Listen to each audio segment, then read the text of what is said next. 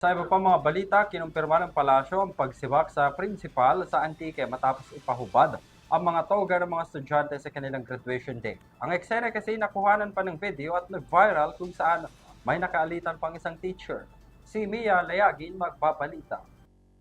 Isang araw ng pagtatapos sa mga pinakaimportanteng araw at yugto sa buhay ng mga mag-aaral, maging ng kanilang mga magulang na iginapang ang kanilang pag-aaral. Ngunit sa isang paaralan sa Antique, ang dapat sana'y selebrasyon ng tagumpay ng mga nagsipagtapos ay tila kabaliktaran ng kinahinatnan. Ang masaklap pa, ang mismong puno pa ng paaralan ang tila humablot sa kasiyahan at selebrasyon ng mga mag-aaral na pinaghandaan ng kanilang graduation day. I don't want to see anybody with your hats and your togas because it is not indeed.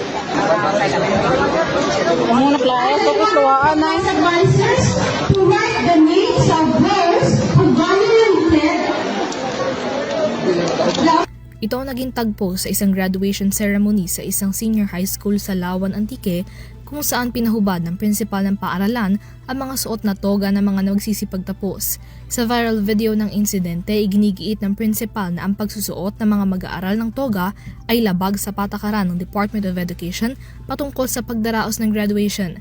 Ang tinutukoy na pulisiya patungkol sa simpleng pagdaraos ng graduation at ang no collection policy bilang konsiderasyon. Garam pong kumilos ang ating secretary, DepEd Secretary Sani Angara, at ang sinasabi pong guro ay tinanggal na po bilang principal sa nasabing eskwelahan. Nilinaw naman ni Presidential Communications Office Undersecretary at Palace Press Officer Attorney Claire Castro na tinanggal lamang ang nasabing principal sa pwesto, ngunit lisensyado pa rin ito. Ibig sabihin, maaari pa rin itong magturo sa ibang paaralan. Rin po siya at siyempre titignan pa rin po kung ano ba ang klase, ang kanyang behavior. Kailangan po yan. Importante po yan, lalo na po at siya ay isang guro. Dagdag ni Castro, ito pa lang sa ngayon ang mabilisang aksyon ng DepEd sa insidente at pinag-aaralan pa kung may ipapataw pa bang sanction laban sa principal o kung siya ba ay posibleng makasuhan. Para sa EuroTV News, Mia Layagin, sumasaludo sa bawat Pilipino.